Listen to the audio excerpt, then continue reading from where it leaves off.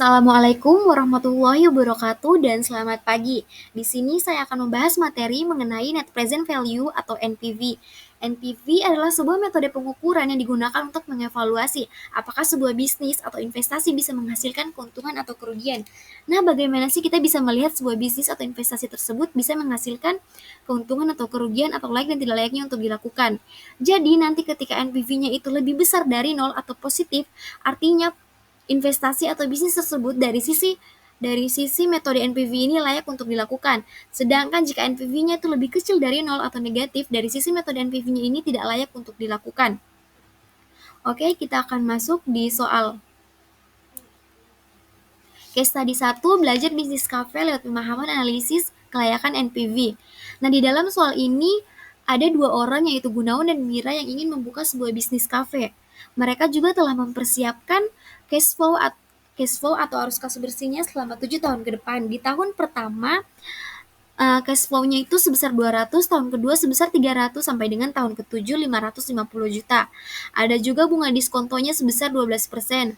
Dan tidak lupa ada investasi awal atau modal awalnya sebesar 1 miliar.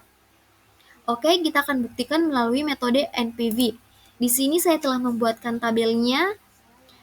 Di sini ada periode pertama, dari tahun pertama sampai tahun ke-7, ada investasi awalnya sebesar minus 1 miliar, ada arus kas bersih atau cash flow-nya dari tahun pertama sebesar 200 juta sampai dengan tahun ke-7 550 juta, dan tidak lupa ada diskon rate-nya sebesar 12%. Oke, kita akan uji sama dengan NPV buka kurung, diskon rate, koma, arus kas bersih blok dari tahun pertama sampai tahun ke-7, dan tidak lupa untuk plus investasi awal. Seperti yang kita lihat di sini bahwa NPV-nya itu positif, di mana NPV lebih besar dari 0. Maka bisnis kafe ini layak dilakukan.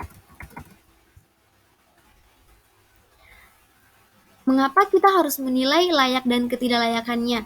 Karena ini tuh sangat dibutuhkan. Oleh karena itu, NPV ini menghasilkan positif sehingga bisnis kafe ini layak untuk dilakukan. Oke, seperti yang kita lihat bahwa di sini NPV-nya itu sebesar 678.509.624 rupiah. Sama ya dengan di sini. Oke, soal selanjutnya. Belajar bisnis transportasi speedboat lewat pemahaman kelayakan NPV. Nah, di dalam soal cerita ini ada seorang investor dan seorang pengusaha yang berencana untuk membuka sebuah bisnis transportasi laut speedboat. Nah, di dalam rencana bisnis mereka ini, mereka telah menyiapkan modal awal atau investasi awalnya sebesar 3 miliar dan arus kas bersih atau cash flow-nya selama 5 tahun ke depan. Untuk tahun pertama sebesar 600 juta sampai dengan tahun kelima sebesar 800 juta. Dan tidak lupa ada bunga diskontonya sebesar 14% per tahun. Oke, kita akan uji melalui metode NPV. Nah, di sini saya telah membuatkan tabel periodenya dari tahun pertama sampai tahun kelima. Investasi awalnya minus 3 miliar, arus kas bersih atau cash flow-nya sebesar 600 juta tahun pertama sampai dengan tahun kelima sebesar 800 juta. Dan tidak lupa ada diskon rate-nya sebesar 14%. Oke, kita masukkan rumusnya sama dengan NPV buka kurung, diskon rate, koma, cash flow dari tahun pertama sampai tahun kelima, tutup kurung, plus investasi awal. Seperti yang kita lihat di sini bahwa NPV-nya itu negatif, di mana NPV lebih kecil dari 0. Bila NPV-nya ini lebih kecil dari 0, maka bisnis transportasi laut speedboat ini tidak layak dilakukan berdasarkan metode NPV. Oke, seperti yang kita lihat bahwa hasil dari NPV-nya itu sebesar minus 641.495.116 rupiah. Sama ya dengan yang di sini. Oke, soal selanjutnya case study 3, menilai kelayakan investasi perusahaan tambang lewat metode NPV. Nah, di dalam soal cerita ini ada dua orang yang ingin membuka proyek eksplorasi tambang emas. Di sini mereka mempunyai periode selama 10 tahun ke depan.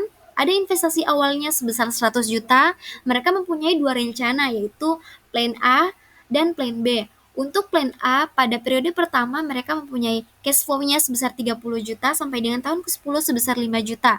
Untuk plan B, cash flow di tahun pertama sebesar 15 juta sampai dengan tahun ke-10 sebesar 25 juta. Oke, kita akan uji melalui metode NPV. Di sini saya telah membuat tabelnya periode pertama sampai 10, investasi awalnya sebesar minus 100 juta. Di sini ada arus kas bersih plan A dan arus kas bersih plan B, dan tidak lupa ada discount rate-nya sebesar 14%. Pertama kita totalin dulu untuk arus kas bersih plan A dan plan B. Sama dengan sum buka kurung blok dari tahun pertama sampai tahun ke-10. Untuk rencana plan B juga seperti itu, sama dengan sum buka kurung blok dari tahun pertama sampai tahun ke-10. Oke, di sini telah ada total dari plan A dan plan B. Selanjutnya kita akan membuktikan melalui metode NPV. Sama dengan NPV buka kurung discount rate koma plan A pertama ya, plan A dari tahun pertama sampai tahun ke-10 tutup kurung plus dengan investasi awal. Untuk plan B juga seperti itu ya. Discount rate koma plan B dari tahun pertama sampai tahun ke-10 plus investasi awal. Oke, seperti yang kita lihat di sini bahwa untuk plan A NPV-nya itu positif, di mana NPV lebih besar dari 0. Sedangkan untuk plan B NPV-nya itu negatif, di mana NPV lebih kecil dari 0. Oleh karena itu, bisnis tambang plan A layak dilakukan. Sedangkan untuk plan B, bisnis tambang plan B tidak layak dilakukan berdasarkan metode NPV. Oke, kita lihat hasilnya di sini. Sama ya. Selanjutnya soal yang terakhir tentang ini evaluasi rumah rental house bisnis. Nah, di sini ada John, seorang bisnismen yang ingin menginvestasikan uangnya ke 5 rental house. Nah, di sini ada 5, yaitu dari project A, B, C, D, dan E. Nah, di investasi ini ia menginvestasikan jumlahnya sama ya. Investasi untuk project A sebesar 10 juta sampai E sebesar 10 juta juga. Diskon rate-nya untuk project A sebesar 10%, B 12%, C 15%, D 13%, dan yang terakhir E 16%. Dan tidak lupa ada juga periodenya di sini sebesar selama 8 tahun ke depan. Untuk project A, dia mempunyai arus kas atau cash flow-nya tahun pertama sebesar 1.500.000 sampai dengan tahun ke-8 sebesar 2.500.000. Sedangkan untuk project B, di tahun pertama arus kasnya sebesar 1.700.000 sampai dengan tahun ke-8 sebesar 1.700.000, sama ya. Dan untuk yang C, tahun pertama sebesar 2 juta, tahun ke-8 sebesar 600. D 1.900.000 sampai dengan tahun ke-8 sebesar 1.200.000. Yang E untuk tahun pertama sebesar 7 juta, tahun ke-8 sebesar 900. Oke, kita akan uji melalui metode NPV. Pertama, di sini saya telah menyiapkan tabelnya ya. Pertama kita totalin dulu tiap projectnya, sama dengan pakai rumus sum saja ya, sama dengan sum buka kurung blok dari tahun pertama sampai tahun ke-8. Selanjutnya juga sama seperti itu, sama dengan sum buka kurung dari tahun pertama sampai dengan tahun ke-8.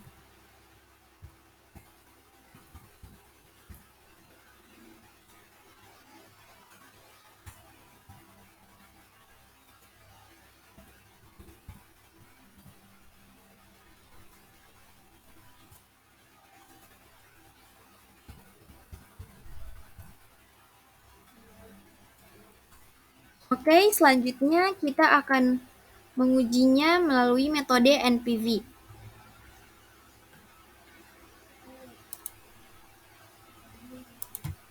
Nah, di sini masukkan dulu rumusnya sama dengan NPV, buka kurung, discount rate-nya koma, arus kas atau cash flow-nya di tahun pertama sampai dengan tahun ke-8, tutup kurung, plus dengan investasi awalnya.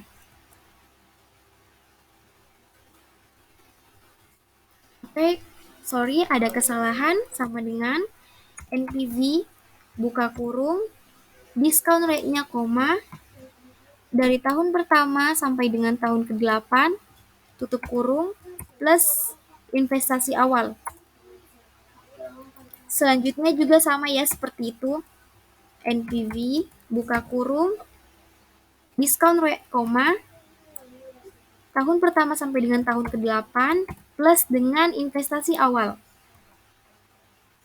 Di sebelahnya juga sama.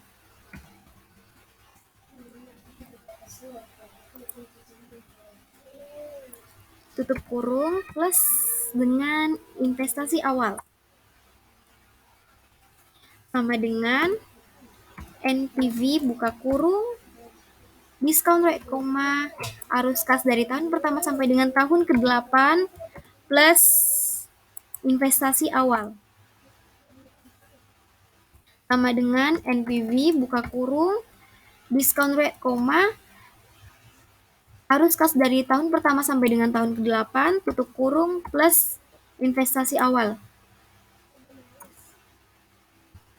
Oke, di sini telah ada semua NPV-nya ya. Untuk project A, NPV-nya itu positif. Di mana NPV lebih besar dari 0. Sedangkan untuk project B, NPV-nya itu negatif, di mana NPV lebih kecil dari 0. Sedangkan untuk bagian project C, NPV-nya itu positif, yaitu NPV lebih besar dari 0. Untuk project D, NPV-nya itu negatif, di mana NPV lebih kecil dari 0. Dan yang terakhir, project E, NPV-nya itu positif, di mana NPV lebih besar dari 0. Oke, maka untuk project A,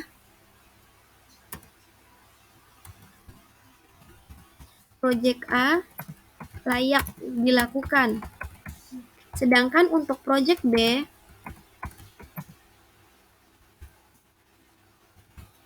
tidak layak dilakukan. Untuk project C,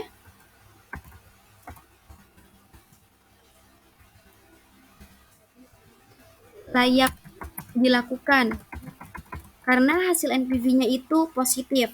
Sedangkan untuk proyek B,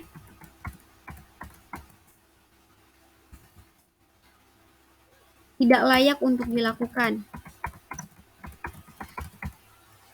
Dan yang terakhir, untuk project E,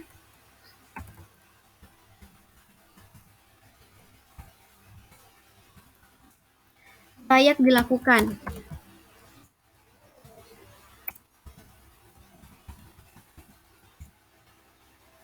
Jadi, untuk Tuan John ini ketika ia akan menginvestasi, lebih baik ia investasikan untuk project A, C, dan E. Karena melalui metode NPV-nya itu semuanya positif.